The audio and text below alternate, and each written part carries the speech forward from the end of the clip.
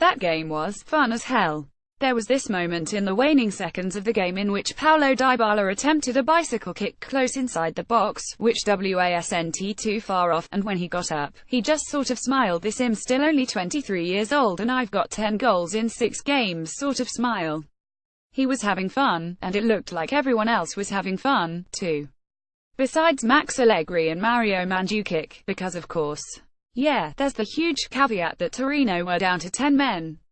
It was hard ever imagining them come back after Daniele Baselli made the big naughty play to earn the red card. Although Juve were up 10 before the red, the men in maroon did have a couple half chances that required last-gasp efforts from Juve defenders. The first goal, though, was a thing of beauty. If you track just about 30 seconds before the ball was trundling to the back of the net, you'll see Douglas Costa and Dybala pressing hard. That's amazing. Did it seem to anyone else that Dybala pressed harder in this game than he usually does? Sure did to me. I think Allegri thought so, too. At last we're starting to run a bit, he said. Then Blaise Matuidi pressed, and the ball did indeed seem to flick off his hand, not something you'd probably see called off, and his hand was down by his side, and while Baselli was complaining to the referee, our old friend Thomas Rinken was being dispossessed by Miralem Pjanic, who, wise man that he is, let Dybala take it, who did a Dybala thing and scored. I don't know what it was, but Juve smelled blood from the beginning.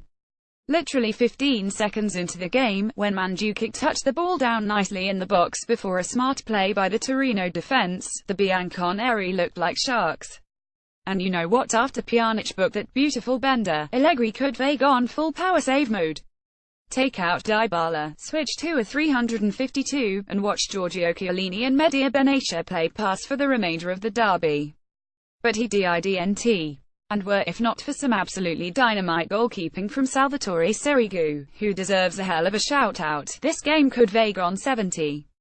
I think Allegri knew the boys needed a bit of confidence, and he indulged them. He kept Dybala in the full 90, and him not complaining. A paratively tantalizing collection of titillating tidbits. I know it looks like Matuidi didn't have a stellar line, but give the man credit. Hes perhaps the perfect complement to Pjanic, and maybe the key that allows the Bosnian to be a full-blown regista. Matuidi never, or rarely, seems to overplay. He knows who he is.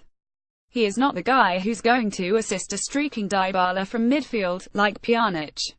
He is not the guy who's going to look live as a salamander, like Rodrigo Bentancur. He's not Claudio Marchisio or a bruiser like Sami Khedira.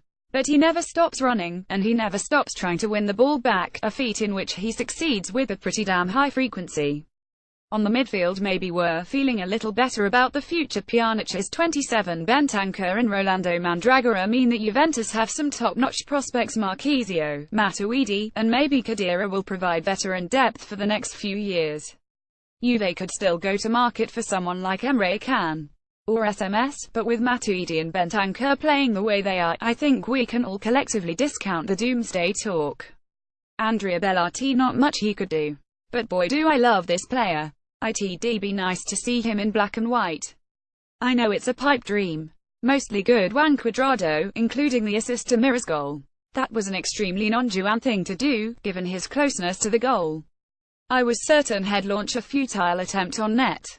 On the topic of Cuadrado, you've got to wonder if the threat of displacement and the competition in training is helping him play, at least to me, with a greater degree of consistency. Stefan Lichtsteiner played well, but, I think I would have fared decently at fullback in this game. Federico Bernardeschi, he played more than 10 minutes, and he looked pretty good, although he did whiff on what could have been his first Juve goal. It's kind of a bummer that Juve don't play Napoli until December 1st, but assuming the season ambles along as it has been, it will be a huge fixture.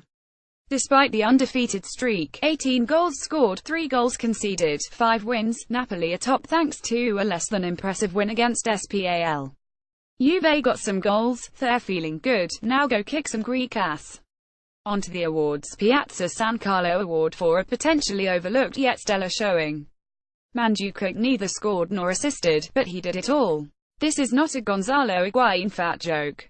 The nasty Croatian won aerials, held up play, assaulted the goal, and while playing as a traditional number 9 he had as many clearances 3 as Mehdi Benatia and Giorgio Chiellini. That's amazing. Call me crazy, but rotating Higuain and Mandzukic as the top striker and playing wingers as wingers sounds like a pretty good plan to me.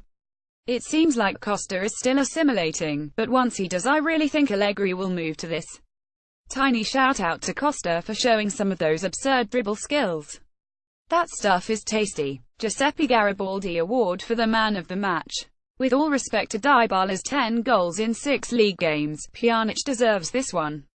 Fun fact: if you look up register in the dictionary, you will see now the play of Miralem Pjanic against Torino on September 23, 2017. He assisted twice, scored once, moving forward from the deep role, but it was the defensive shift in tandem with the creativity that made Pjanic's performance, well, perfect. As I said earlier, I really think that Matuidi is what enables Pjanic to do this.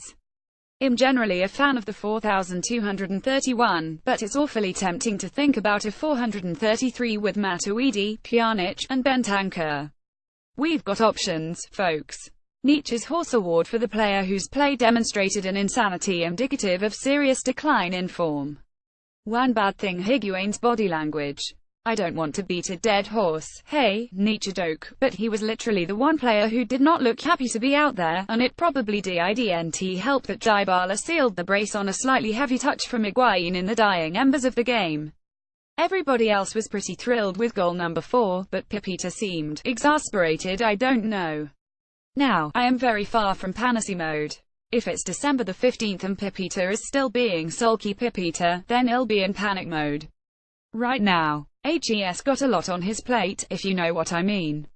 I'm not even sure if any of us could even begin to digest what HES got going on. The main course is yet to come, believe me. If Higuain gobbles up 2 delectable goals against Olympiacos, then maybe he'll be happy.